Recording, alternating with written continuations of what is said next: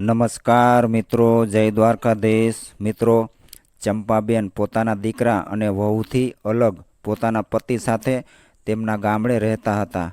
પોતાના સંતાનો જેમ જેમ મોટા થતા ગયા તેમ તેમ બધા ગામ છોડીને શહેરમાં જઈને વસવા લાગ્યા। હવે પરિવારમાં ફક્ત 2 જ જણ વધ્યા હતા, એક ચંપાબેન અને બીજા એમના પતિ હિંમતભાઈ। હિંમતભાઈને ગામડે ખેતીવાડી હતી। ખેતીની આવકમાંથી જ તેમણે પોતાના બાળકોને ભણાવી ગણાવીને લાયક બનાવ્યા હતા અને આ મુકામ સુધી પહોંચાડ્યા હતા કે તેઓ પોતાના પરિવારને એક સારામાં સારી જિંદગી આપી શકે। હિંમતભાઈ એક ખેડૂત હતા અને પોતાના સમયે તેમણે ખૂબ જ ખેતીનું કામ કર્યું હતું, પરંતુ ઉંમરની સાથે સાથે તેમના શરીરની તાકાત પણ ઓછી થઈ ગઈ હતી અને ખેતરમાં ખેતીકામ કરવા માટે માણસના શરીરમાં તાકાત હોવી ખૂબ જ જરૂરી હોય છે। શરીર કમજોર પડવાને લીધે એ ખેતીકામ કરી શકે એવી સ્થિતિમાં ન હતા, એટલે હિંમતભાઈએ પોતાની જમીન ગામના જ બીજા એક ખેડૂતને વાવવા માટે આપી દીધી હતી। તેમને બીજી કોઈ તકલીફ તો ન હતી, એટલે તેઓ પોતાનું અને પોતાની પત્નીનું પૂરતું ધ્યાન રાખતા હતા। બંને ખુશીથી એકબીજા સાથે પોતાનું જીવન વ્યતીત કરી રહ્યા હતા। આજે વટ સાવિત્રીનું વ્રત હતું, એટલે ચંપાબેને હિંમતભાઈને કહ્યું કે આજે પૂજામાં ગામની બધી જ મહિલાઓ નવી નવી સાડીઓ પહેરીને આવશે અને એક હું જ એવી છું કે આજે આ વ્રતના દિવસે હું જૂની સાડી પહેરીશ। ત્યારે હિંમતભાઈ બોલ્યા કે તું જૂની સાડી શું કામ પહેરે? હમણાં જ હું દુકાનેથી તને સરસ મજાની એક નવી સાડી લાવી આપું છું। થોડી વારમાં તો હિંમતભાઈ બજારમાંથી એક નવી સાડી લઈ આવ્યા, જેને જોઈને ચંપાબેન ખૂબ જ ખુશ થઈ ગયા। બંને જણા ખૂબ જ પ્રસન્ન હતા, પરંતુ થોડા દિવસો પછી હિંમતભાઈને અચાનક હૃદય રોગનો હુમલો આવ્યો અને તેઓ આ દુનિયા છોડીને જતા રહ્યા। ચંપાબેનનો તો જાણે આખો સંસાર જ ઉજળી ગયો હોય। આખરે તેમના પતિ સિવાય તેમનું હતું પણ કોણ? કહેવા માટે તો એક દીકરો જસ્મીન હતો, જેને અત્યાર સુધી પોતાના પિતાજીની અંતિમ ક્રિયામાં પણ આવવાનો સમય મળ્યો ન હતો। સાંજ સુધી બધાએ તેની રાહ જોઈ, પરંતુ સાંજ સુધીમાં પણ એનો દીકરો આવ્યો નહીં, એટલે ગામના બધાએ હિંમતભાઈને અંતિમ ક્રિયા માટે સ્મશાને લઈ ગયા। ત્યારે એનો દીકરો દોડતો દોડતો સીધો જ સ્મશાને આવ્યો। ત્યાં પહોંચીને તેણે પોતાના બાપુજીને મુખાગ્નિ આપી। હજી તો 2 જ દિવસ થયા હતા, ત્યાં જસ્મીન આવીને બોલ્યો કે બા, ઓફિસમાં ખૂબ જ જરૂરી કામ છે, એટલે મારે જવું પડે એમ છે। ખૂબ જ મુશ્કેલીથી ખોટું બોલીને હું અહીં આવ્યો છું। હવે જે થઈ ગયું એ તો થઈ જ ગયું। ભગવાનના નિર્ણયને આપણે થોડા બદલી શકવાના હતા। ચંપાબેન ચૂપચાપ બેઠા રહ્યા। તેમણે ના તો એને જવા માટે કહ્યું અને ના રોકાવા માટે કહ્યું। તેઓ તો બસ પથ્થરની જેમ બેઠા હતા। ગામવાળાઓએ ભાર દઈને કહ્યું એટલે જસ્મીન ત્યાં રોકાઈ ગયો। બીજા 1-2 દિવસ પછી તે જતો રહ્યો। પછી 12માના દિવસે પાછો આવ્યો અને 12માની વિધિ પૂરી કરીને જેવો ત્યાંથી જવા લાગ્યો, તો એના ગામના સરપંચે જસ્મીનને કહ્યું કે બેટા, હવે તારા સિવાય ચંપાબેનનું છે પણ કોણ? તું પણ અહીં એમને આ હાલતમાં છોડીને જઈ રહ્યો છે? અરે, તું પોતાની માને પોતાની સાથે કેમ નથી લઈ જતો? ત્યાં વહુ કાજલના સહારે સમય પણ પસાર થઈ જશે। તેઓ અહીં એકલા રહેશે તો પાગલ જેવા થઈ જશે। તને અત્યારે ખબર નહીં પડે કે તારી માએ શું ગુમાવ્યું છે। તારા બાપુજી આ ઉંમરમાં પણ તારી બાનું ખૂબ ધ્યાન રાખતા હતા। તારી બાને આ સમયે સૌથી વધારે તારી જરૂર હોય છે। જસ્મીન હજી કંઈ બોલે એ પહેલાં જ સરપંચ બોલ્યા કે જો તને આનાથી કંઈ સમસ્યા હોય અને તું તારી બાને તારી સાથે લઈ જવા નથી માગતો, તો પછી તારા બાપુજીની જમીનને હું હાથ પણ નહીં લગાવવા દઉં। સરપંચની વાત સાંભળીને જસ્મીન ગભરાઈ ગયો, એટલે પોતાની બાને સાથે લઈને નીકળી ગયો। ચંપાબેન પહેલાંથી જ ખૂબ જ માનસિક તણાવથી ગુજરી રહ્યા હતા, પરંતુ જસ્મીનને આ વાતથી કોઈ મતલબ ન હતો। એ તો પોતાની બાને પોતાની સાથે લઈને પણ ન જાત, જો સરપંચે તેને ધમકી ન આપી હોત તો। એ એટલો મતલબી અને લાલચી માણસ હતો કે તેની ચામાં જો માખી પડી હોય તો પણ તે ચાને ફેંકી દેવાને બદલે માખી કાઢીને ચા પી લે એવો હતો. પોતાની બાને પોતાના ઘરમાં કઈ રીતે રાખે થોડા દિવસો વીત્યા હતા ત્યાં ચંપાબેને સામા ઊંધા જવાબ દેવા લાગ્યો. પરંતુ એની પત્ની કાજલ ઘણી સારી હતી.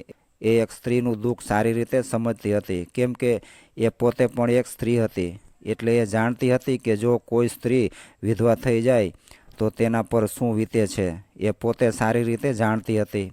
એ પોતાના પતિના વર્તનથી સારી રીતે પરિચિત હતી કે એ કેટલો લાલચી વ્યક્તિ છે અને રૂપિયા માટે તો એ કંઈ પણ કરી શકે છે. એટલા માટે એ પણ જસ્મીનની સામે વધારે કંઈ બોલતી નહીં. ચંપાબેન દીકરા પાસે આવ્યા. એને 1 મહિનો થઈ ગયો હતો, જેના કારણે જસ્મીને જોયું કે એનો મહિનાનો ખર્ચો કેટલો વધી ગયો છે. લાઇટ બિલ જોઈને રાડો પાડવા લાગ્યો અને કહેવા લાગ્યો કે કાજલ, તું આખો દિવસ શું કરે છે? ઘરમાં એસી લગાવી દીધું છે કે શું? આટલું બધું લાઇટ બિલ કેમ આવ્યું છે? ઉપરથી ઘરનું રાશન કેટલું ખાવા લાગ્યા છો? આટલો બધો ખર્ચો કેમ પોસાય? પૂરા 1500 રૂપિયાનો ખર્ચો વધી ગયો છે. પોતાના પતિની આવી વાત સાંભળીને કાજલ આજે ચૂપ ના રહી શકી અને બોલી કે તમારામાં શરમ નામની કોઈ ચીજ છે કે નથી? કેટલા કંજૂસ માણસ છો તમે. ગામડેથી તમારા બા આવ્યા છે અને જો 1500 રૂપિયાનો ખર્ચો વધી ગયો તો એમાં ક્યાં મોટું આ ફાટી પડવાનું હતું? અરે, આટલા મોટા શહેરમાં એક માણસનો 1500 રૂપિયાનો ખર્ચો તો થાય જ ને. એ કાંઈ મોટી વાત નથી. અને 1500 રૂપિયાનો તો ત્યારે ખર્ચો થયો હતો જ્યારે તમે બાને ગામડેથી લઈને અહીં આવ્યા હતા. થોડા ટિકિટ ભાડામાં પણ ખર્ચો તો થયો જ હશે ને.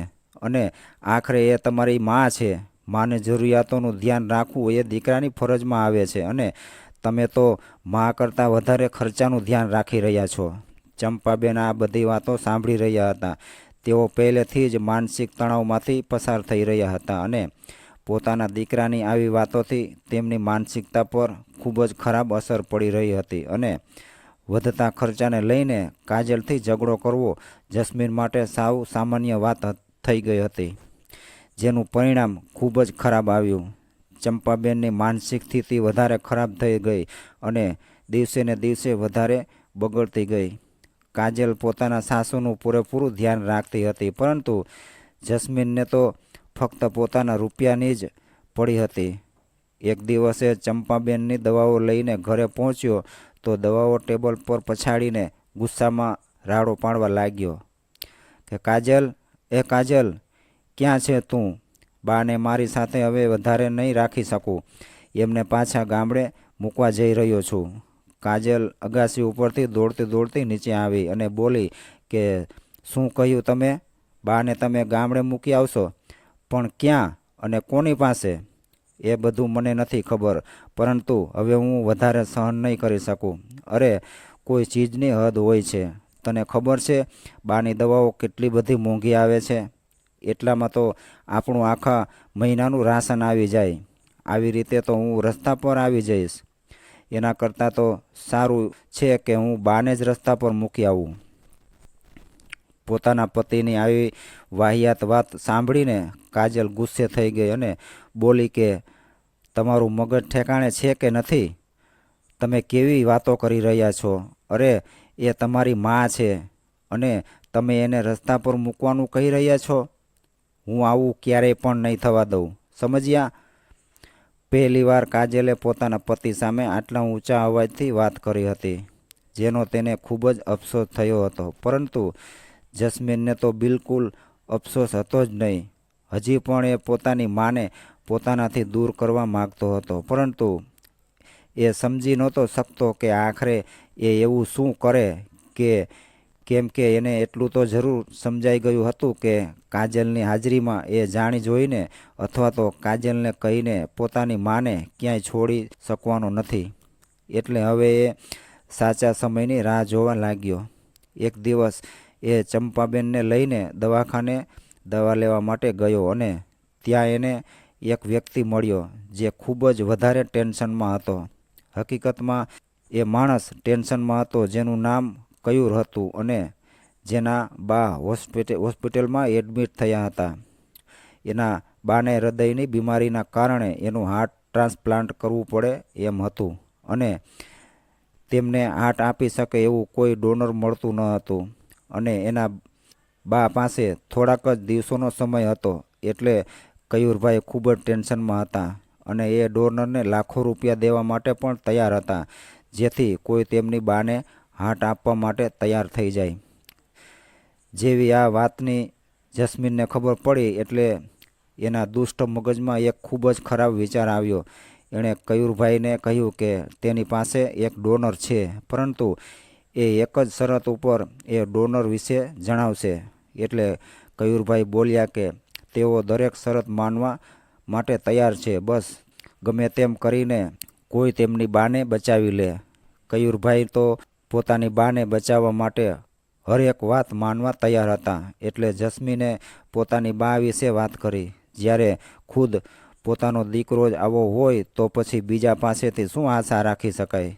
ચંપાબેને તો આમ પણ કંઈ ભાન હતું જ નહીં. એટલે જસ્મીન પોતાની બાને હોસ્પિટલમાં જ મૂકીને જતો રહ્યો અને કયુરભાઈને કહીને ગયો હતો કે આજ એ મહિલા છે જે થોડાક જ દિવસોની મહેમાન છે અને આમ પણ એને સાર સંભાળ રાખવાવાળું કોઈ નથી અને થોડા દિવસોમાં આમ પણ એ મરી જ જવાની છે.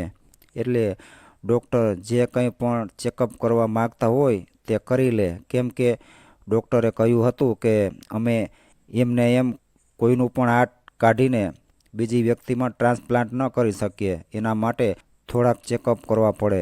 જ્યારે બધા રિપોર્ટ જોવાઈ જાય પછી જ ખબર પડે કે એ બરાબર ડોનર છે કે નહીં.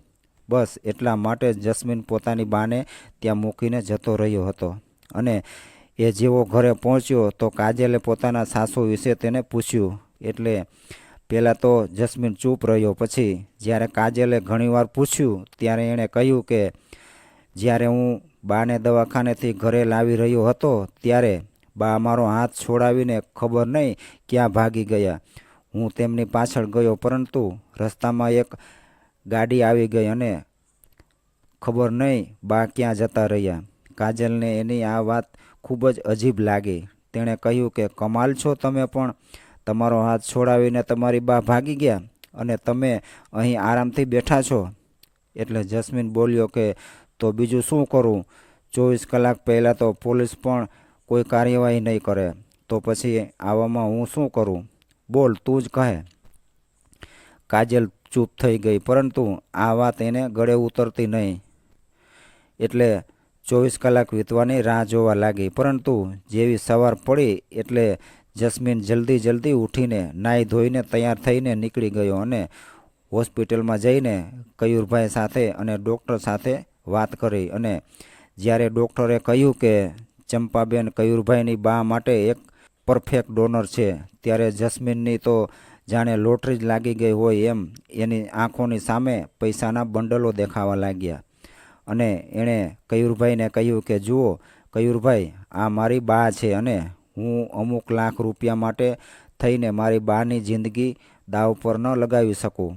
આખરે બાના પ્રેમને કોઈ આટલી જ કિંમત કઈ રીતે આપી શકે? થોડું તો વિચારવું જોઈએ. એટલે કયુરભાઈ બોલ્યા કે 40 લાખ આપું છું બસ. ત્યારે જસ્મીનને વધારે લાલચ જાગી અને એ બોલ્યો કે બસ 40 લાખ જ? મારી બાના હૃદયમાં મારા માટે આટલો બધો પ્રેમ હશે અને હું માત્ર 40 લાખ રૂપિયામાં વેચી નાખું? એટલે કયુરભાઈ ફરીવાર બોલ્યા કે 80 લાખ. આ સાંભળીને જસ્મીનને મનમાં થયું કે આનાથી વધારે સારી તક ફરીવાર ક્યારેય નહીં મળે. એટલે એ વધારે લાલચમાં આવીને બોલ્યો કે બસ તમે મારી બા માટે ફક્ત 80 લાખ જ આપી શકશો? એટલે કયુરભાઈ બોલ્યા કે તો પછી તમે પોતે જ કહો, તમને કેટલા રૂપિયા જોઈએ છે? એટલે જસ્મીન બોલ્યો કે વધારે નહીં, ફક્ત 3 કરોડ રૂપિયા મને આપી દો. પછી તમારે મારી બા સાથે જે કરવું હોય એ કરી શકો છો. હાર્ટ, કિડની, આંખો, જે કંઈ પણ કાઢવું હોય એનાથી મને કંઈ ફરક નહીં પડે. બસ તમે મને રૂપિયા આપી દો, પછી હું એને અહીં છોડીને જતો રહીશ.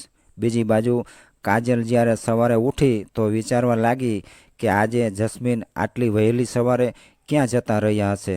જ્યારે રોજ તો આ સમયે સૂતા રહે છે.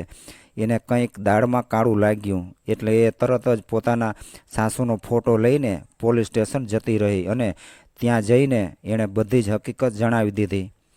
કોન્સ્ટેબલે કહ્યું કે 24 કલાક પહેલાં અમે કંઈ ન કરી શકીએ, પરંતુ જેવી ઇન્સ્પેક્ટરે આ બધી વાત સાંભળી તો તેમણે કાજલ સાથે વાત કરી અને પૂછ્યું કે તમારા સાસુ દવા લેવા માટે ક્યારે નીકળ્યા હતા તે સમય નોટ કર્યો હતો. એ હિસાબથી 24 કલાક થઈ ગયા હતા. FIR કરાવ્યા પછી કાજલ પોલીસને લઈને હોસ્પિટલ જવા માટે નીકળી. ત્યારે એમના સાસુની દવાઓ આવતી હતી. અહીં જસ્મીન વિચારી રહ્યો હતો કે એક વખત બધા રૂપિયા મળી જાય પછી અહીંથી ક્યાંક દૂર જતો રહીશ.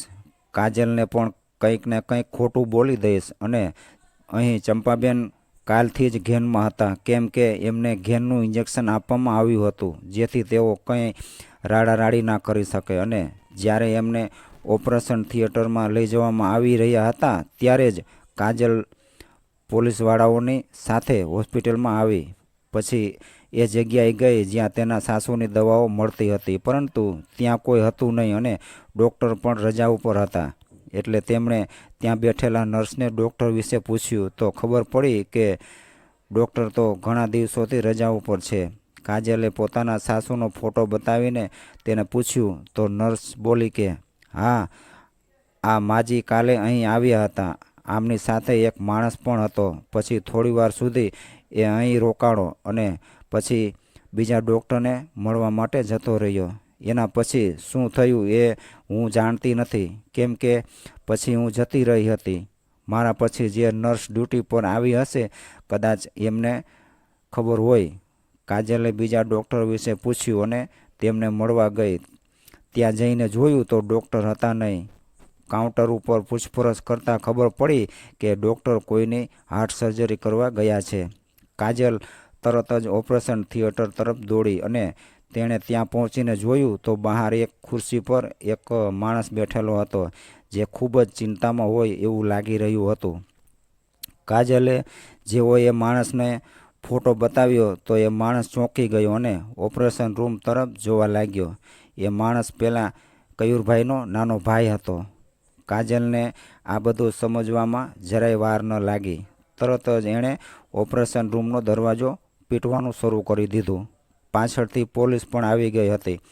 અંદર જ્યાં ઓપરેશનની તૈયારી ચાલી રહી હતી ત્યાં જઈને જોયું તો ચંપાબેનનું હૃદય કાઢવા માટેની બધી તૈયારી થઈ ગઈ હતી અને એ તો બિચારા બેભાન હાલતમાં પડેલા હતા. તેમને તો કલ્પના પણ ન હતી કે હવે તેમની સાથે આજે શું થવાનું હતું.